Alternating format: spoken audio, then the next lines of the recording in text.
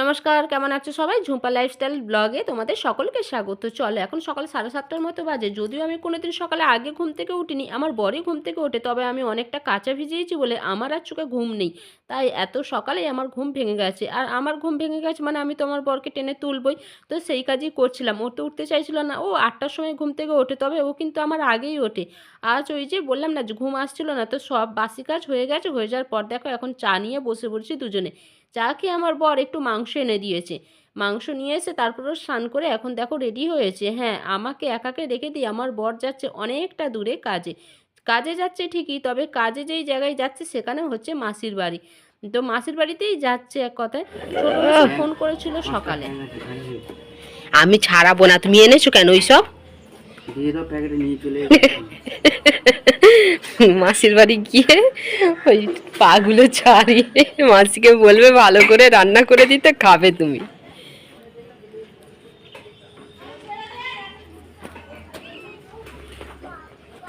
জ্যাকেটটা পরে নেবে।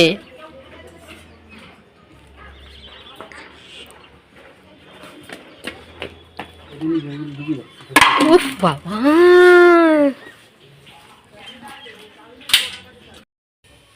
গ্যারেজ থেকে অটোটা নেবে, কিন্তু এখন যাবে সাইকেল নিয়ে। ওই যে সাইকেলটা রেখে দেবে গ্যারেজে, ওখান থেকে অটো নেবে, অটোটা নিয়ে যাবে ছোটো মেসোর বাড়ি। তারপর ছোটো মেসোদের সবাইকে তুলবে, ওখান থেকে নিয়ে যাবে মেজো মাসির বাড়ি। চলো, এদিকে তো মাংসটা ধোয়া হয়ে গেছে, আর মাংসটা এখন সব কিছু মশলা দিয়ে মেখে একদম কড়াইয়ের মধ্যেই একসাথে মেখে রেখে দিয়ে যাচ্ছে এখন স্নানে। ছাপিয়ে দিয়ে স্নান হয়ে গেছে।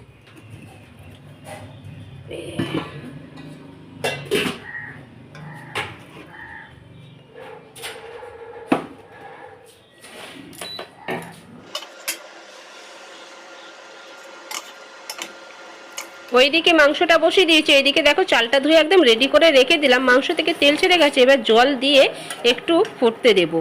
তো মাংসটা হয়েই এসছে, তবে ভাতটা ওইদিকে বসিয়ে দেবো। আর ভাতটা হতে হতে এইদিকে দেখো আমি এই যে ফ্রিজটা না একটু মুছে নিচ্ছি। বাইরেটা ভিতরটায় তো অনেক খাবার দাবার আছে, সবজি আসা আছে, তো এখন সব কিছু বের করে আর পরিষ্কার করার টাইম নেই। তবে সব সবজি শেষ হয়ে যাওয়ার পরে ওই যে ফ্রিজ থেকে সব কিছু খালি করে তারপর ওই ভিতরটা আবার মুছতে হবে। তবে বাইরেটা একটু নোংরা হয়েছে, তার জন্যই দেখো এই যে সামনেটায় রান্না করি না, তার জন্যই তেল মশলা এই যে পরে তাই একটু ভালো করে মুছে নিচ্ছি। হাতে আজকে ভালোই সময় আছে, একাই খাবো।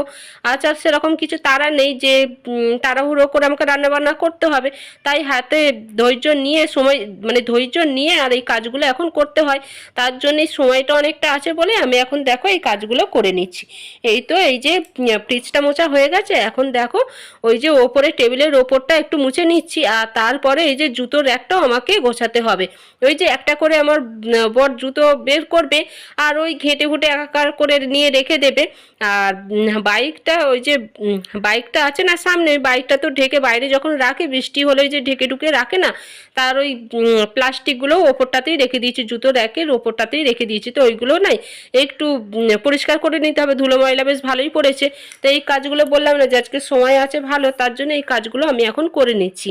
আর মাংস নিয়ে এসেছিলো না আমার বর, কাজে বেরোনোর আগে ওই যে আমার সাথে একটু লাগলো। ওই যে কাজে বেরোনোর আগেও একটু আমার কাছ থেকে না কথা শুনলে ওর হয় না। ও কিন্তু মাংস নিয়ে এসছে ঠিকই, তবে পা কিন্তু নিয়ে আসেনি। তবু আমাকে রাগিয়ে দিল যে না, আমি পা নিয়ে এসেছি, 5টা পা আছে এরকম বললো না, যে নিয়ে এসেছি, কিন্তু না, নিয়ে আসেনি, শুধু মাংসটা নিয়ে এসছে। পা নিয়ে আসলে কিন্তু আবার ওইটা ছাড়াতে অনেকটা সময় লেগে যেত। তো এই একটু ঝগড়া না করলে ওর আবার ভালো লাগে না। একটু আমার কাছ থেকে কথা ওকে শুনতেই হবে। তো সেই যখন মাংসটা আমি তখন তা দেখিনি, যখন মাংসটা আমি বের করলাম, তো দেখলাম পা তো নেই। আবার ওকে আমি ফোন করে জিজ্ঞাসা করলাম যে তুমি আমায় মিথ্যে বললে? বলছে যে হ্যাঁ মিথ্যে বলেছি, কারণ দেখলাম যে তুমি কি করো। আমি আবার কাজে নাকি ভয় পাই, সেটাই ও বলতে চাইলো যে কাজে তো ভয় পাও, তার জন্যই দেখলাম যে এই পাগুলো, আমি তো এখন থাকছি না, পাগুলোকে ছাড়াই শুধু দেখবো। মানে কি বলো তুমি? তো যাই হোক, ওই একটু আবার ফোনে কথা বলে নিয়েছিলাম, নিয়ে এই কাজগুলো আবার করছিলাম। তবে স্নান হয়ে যাওয়ার পরে না এই কাজগুলো করতে একেবারে ইচ্ছে করে না। তবে স্নানটা যেহেতু হয়েই গেছে, আর কি করব, আর হাতে সময়ও বেশ ভালোই আছে, তাই এই কাজগুলো এখানে গুছিয়ে নিলাম।